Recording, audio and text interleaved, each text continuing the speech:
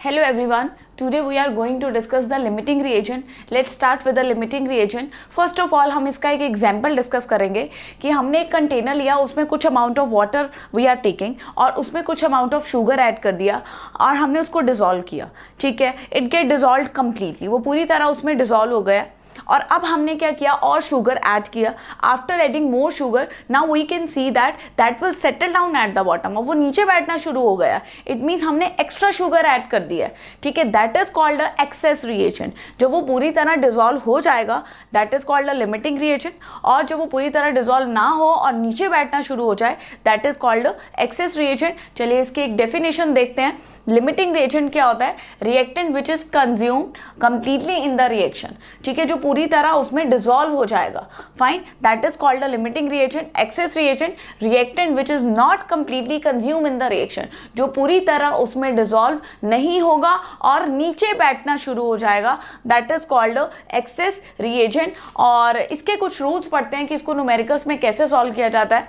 एक shortcut method से करेंगे हम इसका. चलिए उसके रूल्स पढ़ते हैं बेटा. First of all you have to write balanced equation.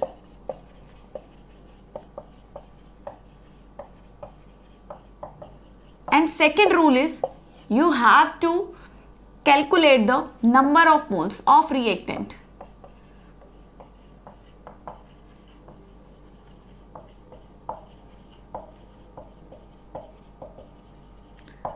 And third step is divide the number of moles by stoichiometry coefficient. उसको stoichiometry coefficient से divide करना है. These are our rules and by using these rules we can easily calculate the questions. Let's start with one question. Question is 3 gram of hydrogen reacts with 29 gram of oxygen. Find out the limiting reagent and excess reagent. चलिए step by step start करते हैं बेटा. First of all we have to write balanced equation.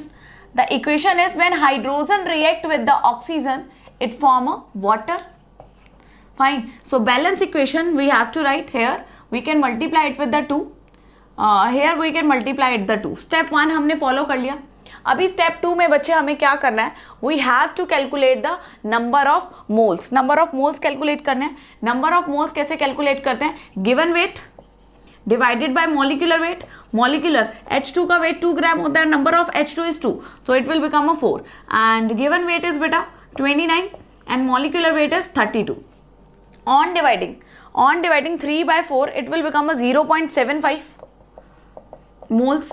Fine, and 29 divided by 32 it will become a 0.96 moles. 906 moles. Fine, अभी हमने moles calculate कर लिए बच्चे. Second step complete हो गया. थर्ड स्टेप में divide the number of moles by the stoichiometry coefficient. These are the stoichiometry coefficient.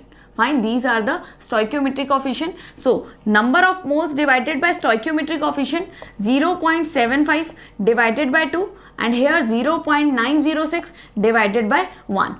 On dividing it will become 375 moles divided by stoichiometric coefficient and here it is 0.906 moles per stoichiometry coefficient. अब आपने यहाँ पर क्या करना है?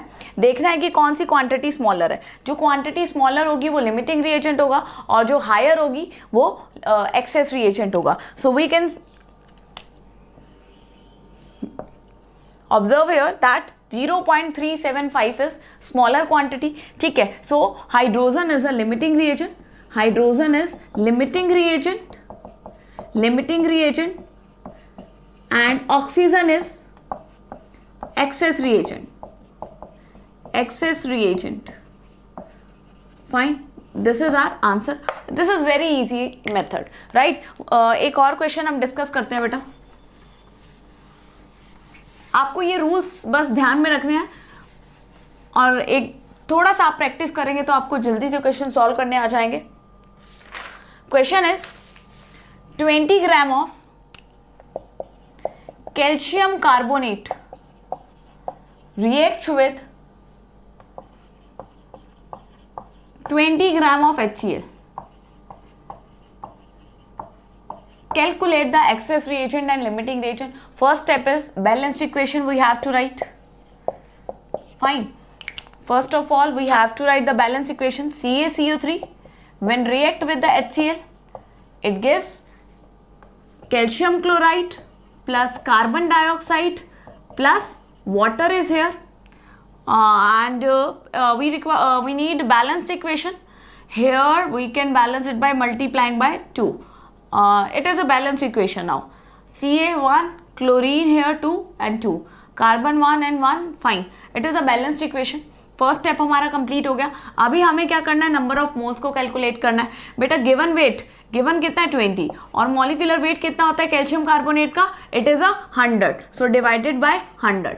Okay, and here it is given weight 20 and molecular weight कितना होता है इसका 36.5. ठीक है, 36.5, it will become the 73. It will become 73. Now on dividing, first आ गया हमारे पास 0.2. ठीक है, और सेकेंड आ जाएगा डिवाइड करने पे 20 divided by 73.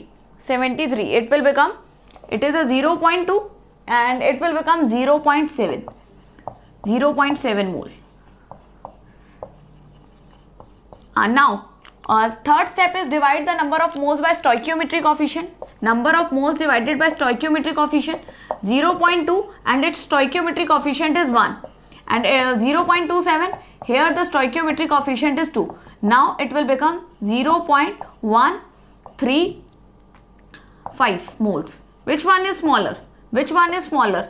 This one is smaller, right? This one is smaller. So HCl is limiting reagent,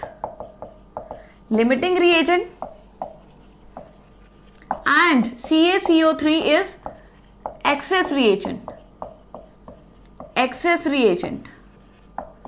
fine. चलिए एक और क्वेश्चन हम इसका सॉल्व करते हैं. By this method, this is one of the easiest method. एक और क्वेश्चन हम इसका डिस्कस करते हैं बेटा. यही रूल आपको फॉलो करने हैं और उससे बहुत सिंपली आप कैलकुलेट कर लेंगे कि कौन सा लिमिटिंग रिएजेंट है, कौन सा एक्सेस रिएजेंट है. चलिए बच्चे, नेक्स्ट क्वेश्चन है. Nitrogen react with hydrogen, it form the ammonia and amount of nitrogen is given. It is a 2000 gram and hydrogen is given, it is 1000 gram. We have to calculate the limiting and excess reagent. हमें calculate करना है. चलिए हम करते हैं इसको start. यहाँ पर बैलेंस इक्वेशन हमें लिखना है सबसे पहले. Multiply by 2, multiply by 3. First step is over. This is our balanced equation and now we have to calculate the number of moles. Number of moles के given weight divided by molecular weight. Here it is given weight divided by molecular weight. बेटा divide कर लेते हैं. 2000 को जब हम क्या करेंगे, 2000 divided by 28, it will become 71.42 moles. And here the 1000 divided by 6, it will become 166.6 moles. Now what we have to do, we have to divide the number of moles by stoichiometric coefficient and its stoichiometric coefficient is 1 and here the stoichiometric coefficient is 3.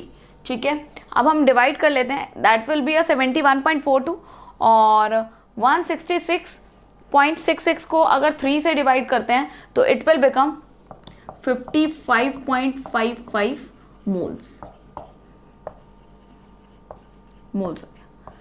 ठीक है, तो आपको यहाँ से पता चल जाएगा कि कौन सा एक्सेस रिएजेंट है और कौन सा लिमिटिंग रिएजेंट है. ओके बच्चे, आपको सबसे पहले क्या करने हैं, नंबर ऑफ मोल्स कैलकुलेट करने हैं. Fine, number of moles calculate करने के बाद आपको उसके स्टोइकियोमेट्रिक कोएफिशिएंट से डिवाइड करना है. स्टोइकियोमेट्रिक कोएफिशिएंट से डिवाइड करने के बाद you will get your answer. Okay बच्चे, चलिए बेटा, bye, thank you so much.